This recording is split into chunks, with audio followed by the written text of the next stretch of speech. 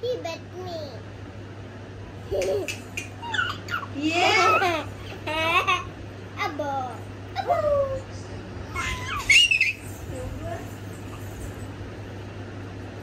Nana?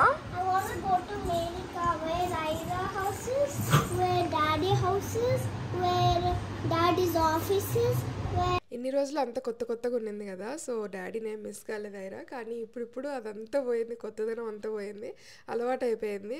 ఇంకిప్పుడు Martin గుర్తొస్తున్నాడు, ఇల్లు గుర్తొస్తుంది అని చెప్తుంది డైలీ. సాయంత్రం అయ్యేసరికి అడుగుతుంది డాడీ ఎక్కడ, డాడీ ఎప్పుడు వస్తాడు అని. నన్ను అందరూ ఐరాకి తెలుగు రాదా, తెలుగు నేర్పారని అడుగుతూ ఉంటారు కదా. ఐరాకి తెలుగు వచ్చు, అర్థమవుతుంది కంప్లీట్గా, మాట్లాడుతుంది కూడా చిన్న చిన్న మాటలు. కానీ రెగ్యులర్ కాన్వర్జేషన్కి అయితే ఇంగ్లీషే యూజ్ చేస్తుంది. ఇక్కడికి వచ్చినాం కాబట్టి ఇంకా కొంచెం తెలుగు బాగానే ఇంప్రూవ్ అయింది. అందరు ఇంట్లో తెలుగులోనే మాట్లాడతారు కదా తనతో. ఆఫ్కోర్స్ మేము కూడా అక్కడ తెలుగులోనే మాట్లాడతాం, కానీ ఇక్కడ ఎక్కువ మంది ఉండేసరికి కొంచెం ఇంప్రూవ్ అయింది.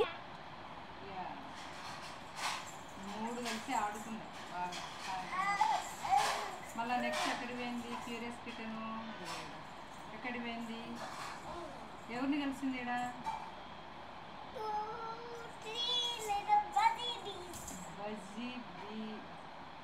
బజ్జీ అంటే ఇట్లా సౌండ్ చేస్తుంటాయి కదా, అట్లా అట్లా బజ్ అని సౌండ్ చేస్తాయి కదా, అట్లా అయిందని.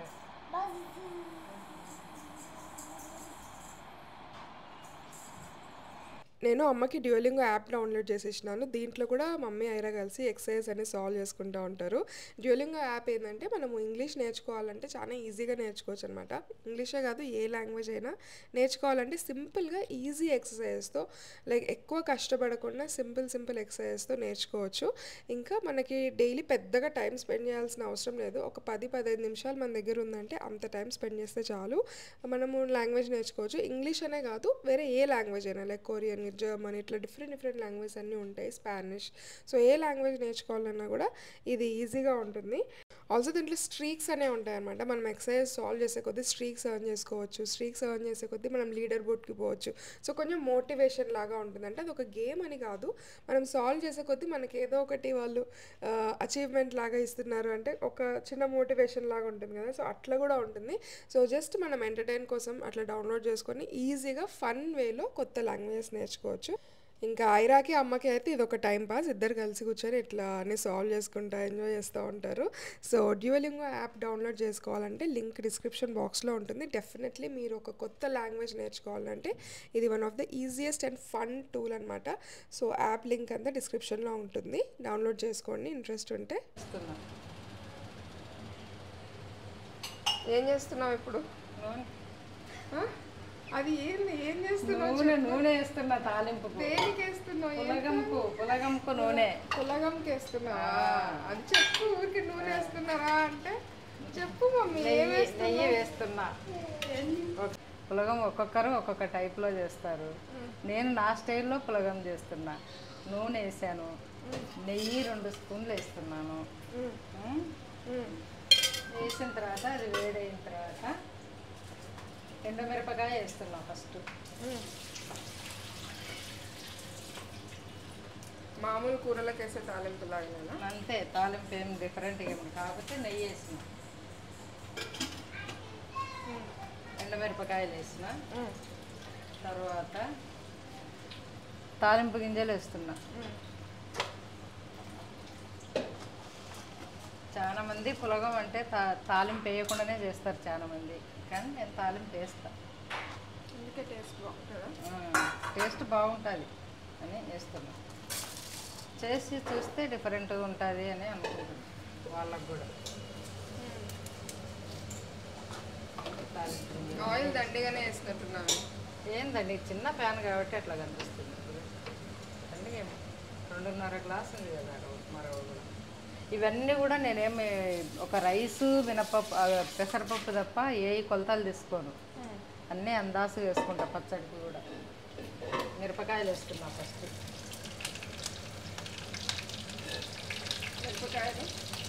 పచ్చిమిరపకాయలు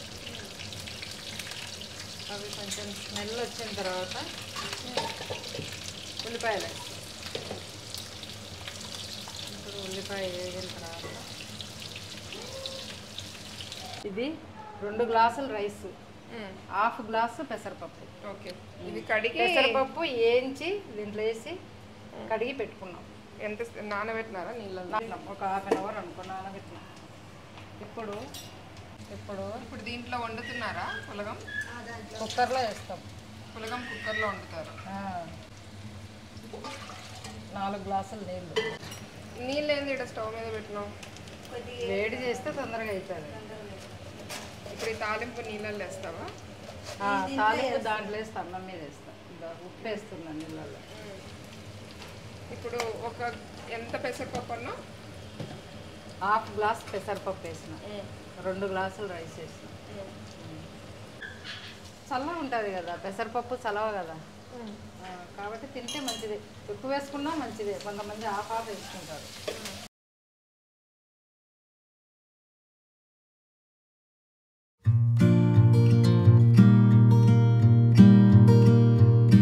పులగం రెసిపీ నేను ఇంతకుముందు ఒక వ్లాగ్లో షేర్ చేస్తాను. డిఫరెంట్ ఏరియాస్లో డిఫరెంట్ వేలో చేస్తారనుకుంటా.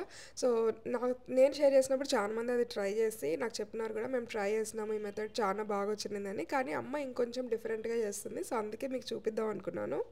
సో అమెరికాలో కూడా సేమ్ ఇంగ్రీడియంట్స్ దొరుకుతాయి, ఇంకా మంచిగా అన్నీ ఆర్గానిక్ అట్లా అన్నీ దొరుకుతాయి. సేమ్ మెథడ్లో ప్రిపేర్ చేసినా కూడా, అవే ఇంగ్రీడియంట్స్ వేసి చేసినా కూడా ఈ టేస్ట్ ఎందుకో డిఫరెంట్గా వస్తుంది, రాదు. అమ్మ కూడా అమెరికా వచ్చినప్పుడు సేమ్ రెసిపీస్ చేసినా కూడా అక్కడికి ఇక్కడికి టేస్ట్ చాలా డిఫరెన్స్ ఉంటుంది. అది ఎందుకో మరి నాకు అర్థం కాదు. సేమ్ ఇంగ్రీడియంట్స్ ఉన్నా కూడా ఎందుకో మరి అట్లా అర్థం కాదు. ఇంట్లో చేసుకున్న టేస్ట్ అక్కడ రాదు. సో ఆబ్వియస్లీ నాకు ఇంక ఇక్కడికి వచ్చిన కాడ నుంచి నేను తినే పనిలోనే ఉన్నాను. నాకు నచ్చినవన్నీ చేయించుకున్నట్లు తింటున్నా. సో పులగంలోకి ఈ బుడ్డల పచ్చడి టేస్ట్ సూపర్గా ఉంటుంది. ఇది కూడా నేను రెసిపీ చూపించినా కానీ ఇక్కడ ఇంట్లో ఉన్న టేస్ట్ డిఫరెంట్గా ఉంటుంది. సో ఎండుమిరపకాయలు ఎంచుకోవాలి, బుడ్డపప్పులు, నువ్వులు, బుడ్డపప్పులు అంటే గ్రౌండ్ నట్స్ తెలియని వాళ్ళ కోసం ఎంచుకోవాలి. ఇంకా ఇది ఉల్లిపాయ, ఇది కూడా ఎంచుకోవాలన్నమాట. ఇట్లా కొంచెం ఐరన్ ప్యాన్ మీద ఎంచుతారు కాబట్టి మేబీ అందుకని టేస్ట్ డిఫరెన్స్ ఉంటుందేమో, ఐ డోంట్ నో. ఇంకా తర్వాత టొమాటోలు కూడా కొంచెం బాగా సాఫ్ట్గా అయ్యేదాకా ఎంచుకోవాలి. బుడ్డపప్పులు, నువ్వులు ఈ 2 వేయించిన, ఈ మిరపకాయలు ఇవన్నీ కలిపి ఉప్పేసి మిక్సీ పడతాం ఫస్ట్. సో రెసిపీ అయితే చాలా సింపుల్ యాక్చువల్లీ, కానీ చేసే విధానం బట్టి టేస్ట్ మారచ్చు. బుడ్డపప్పులు, నువ్వులు, ఎండుమిరపకాయలు ఇవన్నీ అందాసుగానే, పర్ఫెక్ట్ మెజర్మెంట్స్ అన్ని మా అమ్మ కూడా ఫాలో కాదు కాబట్టి నేను అట్లా చూపించలేదు మెజర్మెంట్స్. సో అవన్నీ మెత్తగా ఉప్పేసి మెత్తగా మిక్సీ పట్టుకోవాలి. మెత్తగా మిక్సీ పట్టుకున్నాక చింతపండు వేయాలి. ఇంకా చింతపండు కూడా వేసి, చింతపండు నానబెట్టింది, చింతపండు వాటర్ అన్నీ వేసి కొంచెం మిక్సీ పట్టినాక మళ్ళీ టొమాటోస్ కొంచెం సాఫ్ట్గా కుక్ చేసుకున్న టొమాటోస్ ఉన్నాయి కదా, అవి కూడా వేసి ఇంకా సాఫ్ట్గా మిక్సీ పట్టాలన్నమాట. బాగా మెత్తగా మిక్సీ పట్టినాక అప్పుడు ఉల్లిపాయలు లాస్ట్లో జస్ట్ ఊరికి అట్లా వేసి తిప్పాలి. సో అందుకని పచ్చడి మొత్తం సాఫ్ట్గా కావాలి. ఇంకా తర్వాత మిక్సీ వేసేది ఏమి ఉండదు కాబట్టి లాస్ట్లో ఇంకా ఇందాక ఉల్లిపాయలు కొంచెం ఫ్రై చేసుకున్నాం కదా ఆయిల్లో, అవి వేసి ఊరికి అట్లా జస్ట్ మమ్మీ లాంగ్వేజ్లో డూర్ అనిపించాలన్నమాట, అంతే. ఎక్కువ మిక్సీ వేయకూడదు. సో యమ్మీ పులగం అండ్ బుడ్డల పచ్చడి ఈజ్ రెడీ. దీంట్లో వేడి రైస్ మీద నెయ్యి వేసుకొని తింటే సూపర్ టేస్ట్ ఉంటుంది. సో డెఫినెట్లీ ట్రై చేయండి. మీరు ఇంతకుముందు నా రెసిపీ చూసి ఫాలో కాలేదంటే ఇదైతే ట్రై చేయండి, సూపర్ టేస్టీగా ఉంటుంది. ఇంకా ఈయనైతే బోర్లో పడుతున్నాడు కాబట్టి కొంచెం పాకడానికి ఇప్పుడిప్పుడే ట్రై చేస్తున్నాడు అనమాట.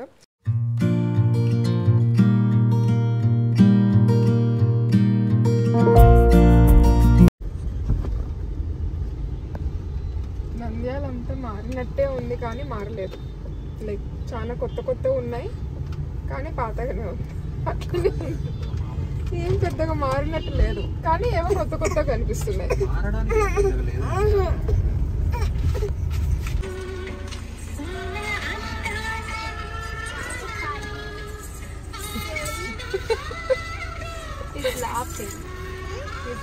కొంచెం పిల్లల్ని తీసుకొని బయటికి వద్దామని చెప్పి బయటికి వచ్చినాము. కానీ సాటర్డే వచ్చినాము కాబట్టి చాలా రష్ ఉండింది ఎక్కడ చూసినా కూడా.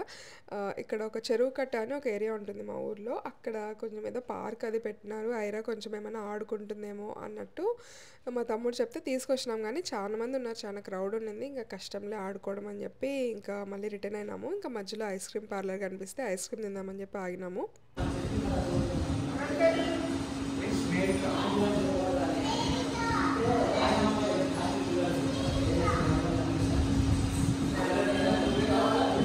Ira, where's your house?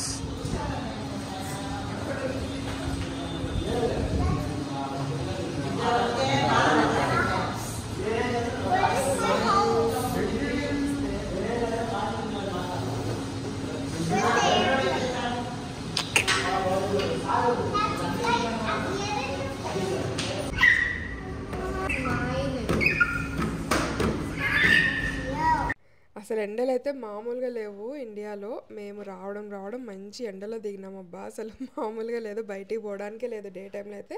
ఇంక పిల్లల్ని తీసుకొని బయటికి పోవడం అనేది నో వే, అసలు ఇంపాసిబుల్.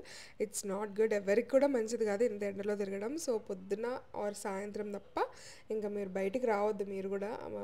10:00 నుంచి ఈవినింగ్ 4:30 దాకా అసలు బయటికే రావద్దు.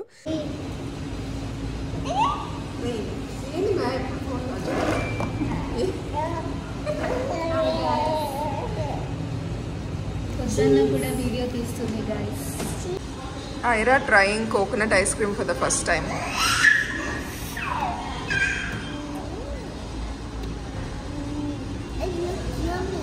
బాగుందా? నిజంగా బాగుందా? ఏంటి ice cream? Chocolate ice cream ఇద్దామా?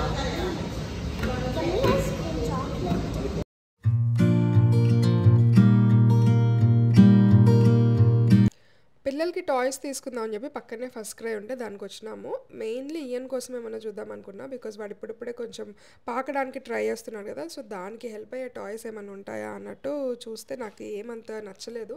ఏం లేవు బేసికలీ. ఆ ఏజ్ వాళ్ళకి ఎక్కువ టాయ్స్ ఏం లేవు. అన్నీ ఇట్లా సౌండ్ చేసేవి, గిలకలు అట్లాంటివి ఉన్నాయి. కానీ ఇంకా అవన్నీ నాకు వేస్ట్ అనిపించింది. వాడు ఏం పెద్దగా ఆడాడు, కొన్ని రోజులే ఉంటుంది అది. అండ్ ఇంట్లో ఉన్నవే అవే ఆడొచ్చులే అనుకున్నాము. ఇంకా ఐరాకి కొన్ని టాయ్స్ చూసినాము. ఐరాకి ఒక రిమోట్ కార్ నచ్చింది, అది తీసుకున్నాము. ఇక్కడ ఈ బైక్ కనిపించింది. అక్కడ యూఎస్లో కూడా ఐరా దగ్గర ఇట్లాంటిది సేమ్ ఉంది కదా. సో ఇంక ఇది చూసినప్పటి నుంచి నాకు అది కావాలని పట్టుకుంది. ఇంక ఎట్లనో చెప్పినాము, ఇప్పుడు వద్దులే బయట ఎక్కడ నడుపుతావు రోడ్డు మీద అని చెప్పి ఏదో ఒకటి చెప్పి అక్కడ పెట్టినాము.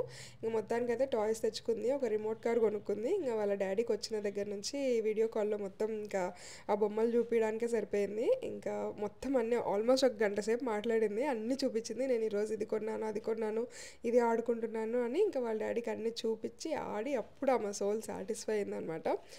సో యా, ఇండియా రావడం వల్ల ఆబ్వియస్లీ నేనైతే చాలా రెస్ట్ తీసుకుంటున్నా, నేనైతే ఎంజాయ్ చేస్తున్నా, బాగా ఫ్యామిలీతో టైం స్పెండ్ చేస్తున్నా. పిల్లలు కూడా బాగా ఎంజాయ్ చేస్తున్నారు. బట్ ఆబ్వియస్లీ మార్టిన్ అయితే డెఫినెట్లీ మిస్ అవుతాం కదా. ఇంకా మార్టిన్ అయితే అక్కడ ఒక్కడే ఉన్నాడు కాబట్టి తను ఇంకా ఎక్కువ మిస్ అవుతున్నాడు. సో అదే అనమాట ఈరోజు వీడియో. నేను కొంచెం వ్లాగ్స్ వెంటనే పోస్ట్ చేయడానికి ట్రై చేస్తున్నాను.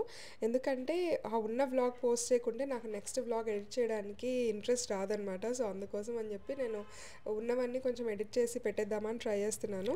Hope you guys like this video. See you guys in the next video. Until then, take care. Bye bye.